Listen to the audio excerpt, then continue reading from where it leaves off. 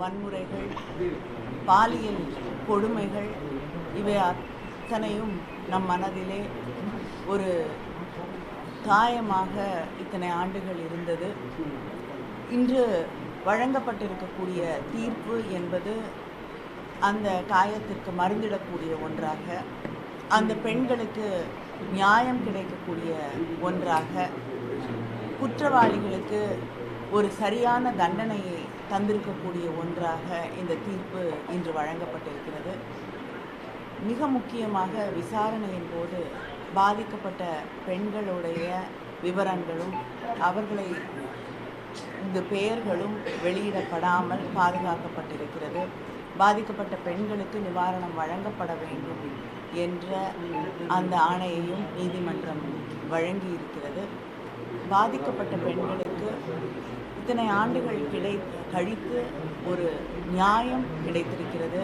இது பாதிக்கப்படக்கூடிய அத்தனை பெண்களுக்கும் ஒரு நம்பிக்கையை தருவதாக, நாங்கள் பாதிக்கப்பட்டால், கொடுமைக்கு ஆளாக்கப்பட்டால் எங்களுக்கு நியாயம் கிடைக்கும், அதனால் நாங்கள் வெளியிலே வந்து எங்களுக்கு நடக்கக்கூடிய கொடுமைகளை பற்றி, பிரச்சனைகளை பற்றி வெளியில் பேச வேண்டும், பேச முடியும், பேசினால் நியாயம் கிடைக்கும் என்ற நம்பிக்கையை தரக்கூடிய ஒன்றாக இந்த வழக்கின் தீர்ப்பு அமைந்திருக்கிறது. நம்முடைய முதலமைச்சர் அவர்கள் ஆட்சி பொறுப்பிற்கு வருவதற்கு முன்னால் இந்த பொள்ளாச்சி சம்பவம் நடந்த பொழுதே உறுதியாக மக்களுக்கு ஒரு வாக்குறுதியை அளித்தார்கள். நாங்கள் ஆட்சி பொறுப்பிற்கு வந்தவுடன் இங்கே குற்றவாளிகளை அதிமுக ஆட்சி பாதுகாத்து கொண்டிருக்கிறது, அவர்கள் மீது வழக்கு பதிவு செய்ய மறுக்கிறது, அவர்களில் சில பேர் ஆட்சிக்கு நெருக்கமானவர்களாக அதிமுகவிலே பதவிகளிலே இருக்கக்கூடியவர்களாக இருப்பதால் அவர்கள் பாதுகாக்கப்படுகிறார்கள். நாங்கள் ஆட்சிக்கு வந்தவுடன் நிச்சயமாக பாதிக்கப்பட்ட பெண்களுக்கு ஒரு நியாயம் கிடைக்கும் என்று உறுதியளித்தார்கள். இன்று அந்த வாக்குறுதியை நிறைவேற்றி தந்திருக்கக்கூடிய நாளாக இந்த நாளை நான் பார்த்தேன்.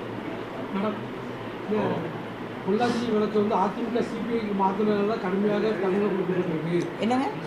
பொள்ளாச்சி வழக்கு வந்து அதிமுக வந்து சிபிஐக்கு மாற்றினதுனால கடுமையான தண்டனை வழங்கப்பட்டிருக்கு. அதே போல் வந்து அண்ணா பல்கலைக்கழகத்தில் நடந்த பாலியல் மற்றும் அண்ணா நகரில் சிறுமிக்கு நடந்த பாலியல் வழக்கையும் அரசு வந்து சிபிஐக்கு மாற்ற திமுக அரசு பைப்பில் மீறி எடப்பாடி கேட்டுள்ளார். அதிமுக தன்னுடைய ஆட்சியிலே நடந்த ஒரு குற்றத்தை தான் விசாரிக்க முடியாது என்ற ஒரு நிலையிலே, ஏன்னா அவங்க வந்து வழக்கு பதிவு செய்யவில்லை, யார் மீதும் நடவடிக்கை எடுக்கவில்லை, குற்றவாளிகளை பாதுகாப்பதில் தான் அவங்களுடைய கவனம் இருந்தது.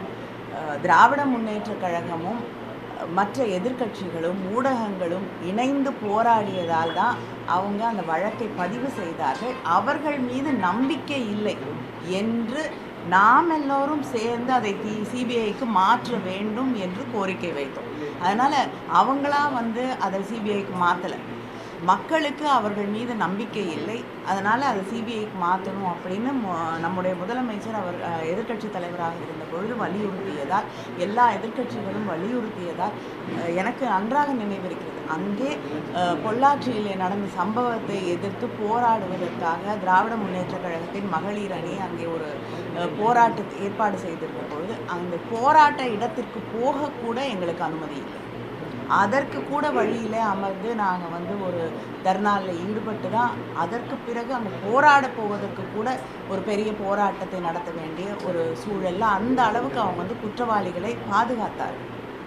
அதனால தான் வந்து சிபிஐக்கு அது மாற்ற வேண்டும், ஏனென்றால் ஆட்சியில் இருந்த அதிமுக மீது மக்களுக்கு நம்பிக்கை இல்லை என்று அது சிபிஐக்கு மாற்றப்பட்டது. இன்று மக்களுக்கு அரசின் மீது, முதலமைச்சர் அவர்களுடைய ஆட்சியின் மீது, திராவிட முன்னேற்ற கழகத்தின் மீது நம்பிக்கை இருக்கிறது. ஒரு குற்றம் நடந்திருக்கிறது என்று தெரிந்தவுடன் முதலமைச்சர் யாராக இருந்தாலும், அவர் எந்த கட்சியை சார்ந்தவராக இருந்தாலும் அவர்கள் மீது வழக்கு பதிவு செய்யப்பட வேண்டும், விசாரணை நடத்தப்பட வேண்டும், கைது செய்யப்பட வேண்டும் என்று ஆணையிட்டார். அதனால் விசாரணை சரியாக நடைபெறும் பொழுது எதை எங்கேயும் மாற்ற வேண்டிய அவசியம் இல்லை. 2026 வந்து இபிஎஸ் தலைமையில் ஆட்சி அமையும், அந்த சார் யார் என்ற கேள்விக்கு பதிலும் உறுதி நீதியும் நிச்சயம் கிடைக்கும் என்று சொல்லியிருக்காரு. அன்று வந்து திமுக தலைவர்களின் நிதி நெருக்கடி உறுதி என்று ட்விட் பண்ணியிருக்காரு. என்ன கருத்து? இன்னைக்கு அவங்க கூட்டணி வைத்திருக்கக்கூடிய பாஜக ஆட்சியிலே தான் வந்து தமிழ்நாட்டில் இன்றைக்கி national bureau of crime records வழியாக தான் தமிழ்நாடு பெண்களுக்கு பாதுகாப்பான மாநிலம் அப்படின்ற ஒரு கருத்தை அவர்களே அவர்களுடைய ஆய்வுகள் தான் அந்த தரவுகளின் அடிப்படையிலே அவர்கள் வெளியிட்டிருக்கிறார்கள். அதனால் தமிழ்நாடு இன்று பாதுகாப்பான ஒரு மாநிலமாகத்தான் இருக்கிறது. பெண்களுக்கும் சரி அப்படிங்கிற கணக்கெடுத்து கொண்டாலும் மிக குறைவாக இருக்கக்கூடிய பாதுகாப்பான மாநிலங்களிலே தமிழ்நாடு ஒன்றாக இருக்கக்கூடிய நாம் நிலையை பார்க்கிறோம். அதுக்காக குற்றங்கள் நடைபெறுவதே இல்லை என்று நான் சொல்ல வரவில்லை, நடைபெறக்கூடாது. ஆனால் அப்படி நடக்கும் பொழுது பாதிக்கப்படக்கூடியவர்களுக்கு நியாயம் கிடைக்க வேண்டும் அப்படிங்கிற அதில் வந்து நம்முடைய ஆட்சியும் முதலமைச்சர் அவர்களும் உறுதியாக இருக்கிறார்கள். இன்னைக்கு யார் தலைகுனிந்து நிற்கிறார்கள், யாரெல்லாம் இவங்க பாதுகாக்கணும்னு நினச்சாங்களோ அதிமுகவும் இன்று பேசக்கூடிய எடப்பாடி அவர்களும் யாரை பாதுகாக்க வேண்டும், அவங்களுடைய கட்சியிலே பொறுப்பிலே பதவியிலே இருந்தவர்களை பாதுகாக்க வேண்டும் என்று நினைத்தார்களோ இன்னைக்கு அவங்களுக்கு தண்டனை வழங்கப்பட்டிருக்கிறது. ஆயுள் முழுவதும் அவர்களுக்கு தண்டனை என்ற அந்த தீர்ப்பு வழங்கப்பட்டிருக்கிறது. அதனால் அவர்கள் தலைகுனிந்து தான் நிற்கிறார்கள். அதனால் நியாயமாக பாதிக்கப்பட்டவர்களுக்கு, குற்றம் செய்தவர்களுக்கு தண்டனை வழங்க வேண்டும் என்று நினைக்கக்கூடிய திமுக என்றும் தலைநிலை குனிய வேண்டிய அவசியம் இல்லை. போலீசாரின் அணுகுமுறை வந்து மோசமாக உள்ளதுன்னு வாசுகி சொல்லியிருக்காங்க. என்னது தமிழகத்தில் போலீசார் அணுகுமுறை முடிச்ச அப்புறம் திருப்பி ஆரம்பிக்கிறீங்க? அணுகுமுறை காவல்துறையின் அணுகுமுறை போராட்டம் நடத்துவதற்கு கூட காவல்துறை முறையாக அனுமதி கொடுப்பதில்லை, வீட்டுகளில் சிறை வைக்கிறாங்க அப்படின்னு சொல்லி உங்க கூட்டணி இருக்கக்கூடிய மார்க்சிஸ்ட் கம்யூனிஸ்டுடைய தேசிய குழு உறுப்பினர் வாசுகி சொல்லியிருக்காங்க. இல்லைங்க, அவங்க தொடர்ந்து அவர்கள் போராட்டங்களுக்கு அனுமதி அளிக்கப்படுகிறது. அவங்களுக்கும் முன்னாடி தெரியும் முன்னாடி எப்படிப்பட்ட ஒரு நிலை இருந்தது. இன்னைக்கு எந்த போராட்டத்திற்கும் நியாயமான போராட்டங்களுக்கு தொடர்ந்து அனுமதி அளிக்கப்படுகிறது. அவங்களே பல போராட்டங்களை நடத்துகிறார்கள். இதுக்கு மேலே எனக்கு பதில் சொல்ல தெரியும். அவங்க தான் சொல்லியிருக்காங்க. இல்லை, அதுதான் நான் சொல்கிறேன். நான் வந்து எத்தனையோ போராட்டங்கள் தமிழ்நாட்டில் தொடர்ந்து நடைபெறுகிறது. ஆளுங்கட்சிக்கு எதிராக பல கருத்துக்கள் சொல்லப்படுகிறது. அதை ஏற்றுக்கொண்டு அதில் நியாயமான விமர்சனங்கள் இருந்தால் முதலமைச்சர் உடனடியாக நடவடிக்கை எடுக்கிறார்கள். அப்படிப்பட்ட ஒரு சூழ்நிலை தான் தமிழ்நாட்டில் இப்பொழுது இருக்கிறது.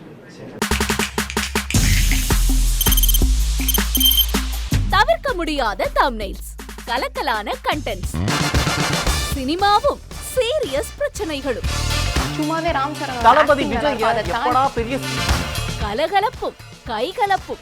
Me too love you. Thank you. அவருக்கு அந்த மாஸ் ஏத்துறது ஏற்ற தெரிக்குதுனாலே டன் தான். பிரேக்கே இல்லாமல் பிரேக்கிங் நியூஸ் சொல்லும் தந்தி டிவி ஆப். இன்ஸ்டா தலைமுறை வரை இறங்கி அடிக்கும் தந்தி டிவியின் டிஜிட்டல் எக்ஸ்க்ளூசிவ்.